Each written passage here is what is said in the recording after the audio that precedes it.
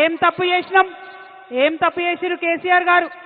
నీళ్ళు ఇవ్వడం ఆయన చేసినటువంటి తప్ప, నిధులు తీసుకురావడం ఆయన చేసినటువంటి తప్ప, కేసీఆర్ కిట్ ఇవ్వడం ఆయన చేసినటువంటి తప్ప, అభివృద్ధి పదంలో తెలంగాణను దేశంలో నంబర్ 1గా నిలబెట్టడం తప్ప ఏం తప్పు?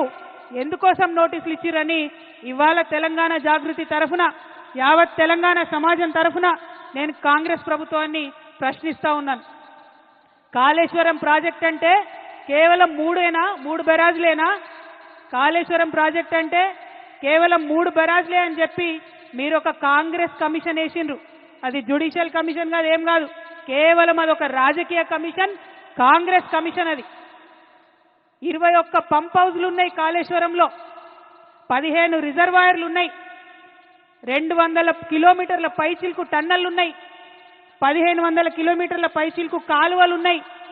కాళేశ్వరంలో ఎత్తిపోసిన మట్టితోని దాదాపు 300 పిరమిడ్లు కట్టొచ్చు. కాళేశ్వరంలో వాడినటువంటి స్టీల్తోని ఒక 100 ఐఫిల్ టవర్లు కట్టొచ్చు. కాళేశ్వరంలో పోసినటువంటి కాంక్రీట్ తోని ఒక 50 బుర్జ్ ఖలీఫాలు కట్టొచ్చు. అంత పెద్ద ప్రాజెక్టు కాళేశ్వరం.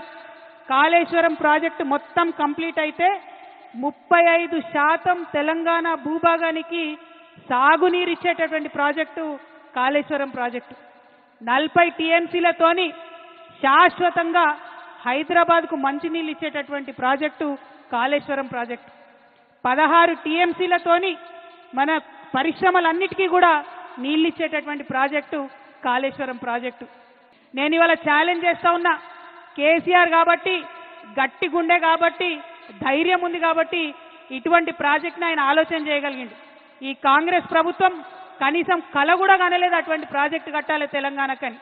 ఆయన తెలంగాణ యోధుడు, నీళ్ల కోసం పుట్టినటువంటి ఉద్యమం కాబట్టి గోదావరి నదిలో నీళ్లు మన వాటా మనకు రాకపోతే తెలంగాణ ఎడారిగా మారుతుందనే విషయం కేసీఆర్ గారికి తెలుసు కాబట్టి ఇంత పెద్ద ప్రాజెక్టుకి ఆయన రూపకల్పన చేసిండు.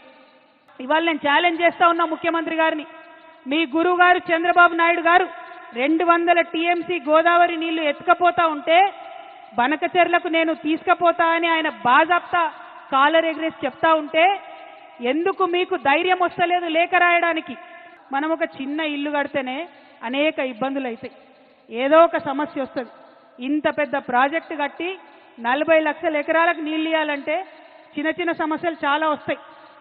ఈ మేడిగడ్డ పిల్లర్ ఒకటి కుంగింది, ఇంకొక 2టికి పగుళ్ళు వచ్చినాయి. మరి రిపేర్ చేయొచ్చు కదా? రిపేర్ చేసి కేసీఆర్ గారు ఎట్లయితే 20 లక్షల ఎకరాలకు నీళ్ళు ఇచ్చిండ్రో ఇవ్వచ్చు కదా? ఇప్పుడు ఈ కాంగ్రెస్ అధికారంలోకి వచ్చినాక 3 పంటలకు కూడా నీళ్ళు లేకుండా రైతులు నిండబెడుతున్నారు. కేవలం స్వార్థం, కేవలం కుట్ర. బీజేపీ పార్టీలో ఒకడే ఒకడు తెలంగాణ బిడ్డ ఈటెల రాజేంద్రన్ ఉన్నాడు, మరి ఆయనన్నా మాట్లాడతాడేమో అని నేను అనుకున్నా. కానీ గోదావరి నీళ్లు అక్రమంగా చంద్రబాబు నాయుడు గారు తరలించకపోతుంటే ఈటెల రాజేంద్రన్న కూడా మాట్లాడలే. అన్నా రాజేంద్రన్న, తెలంగాణ ఆడబిడ్డల తరఫున, తెలంగాణ రైతుల తరఫున, తెలంగాణ జాగృతి తరఫున నేను మిమ్మల్ని రిక్వెస్ట్ చేస్తా ఉన్నా. ఆనాడు ఉద్యమంలో మనం ఏమన్నాం? బీజేపీ నాయకులు పదవుల కోసం పెదవులు మూసుకొని ఉన్నారని చెప్పినాం. ఇవాళ మీరు దయచేసి ఆ అపవాదు తెచ్చుకోకండి. మీరు పార్లమెంటు మెంబర్గా ఉన్నారు, మీరు ప్రధానమంత్రి గారి దగ్గరికి వెళ్ళండి, ఖచ్చితంగా బనకచెర్ల ప్రాజెక్ట్ని ఆపండి. గోదావరి పెన్న లింకేజ్ మీరు తుపాకుల గూడెం దగ్గర నుంచి తెలంగాణ నుండే పెట్టాలనేటటువంటి డిమాండ్ ఈటెల రాజేందర్ గారు ప్రత్యేకంగా బాధ్యత తీసుకోవాలని తెలంగాణ జాగృతి తరఫున నేను డిమాండ్ చేస్తా ఉన్నా. మళ్ళొక్కసారి చెప్తా ఉన్నాం, ఖబర్దార్ కాంగ్రెస్ నాయకులారా, ఖబర్దార్ ఖబర్దార్. జై తెలంగాణ, జై కేసీఆర్, జై జాగృతి, జై తెలంగాణ.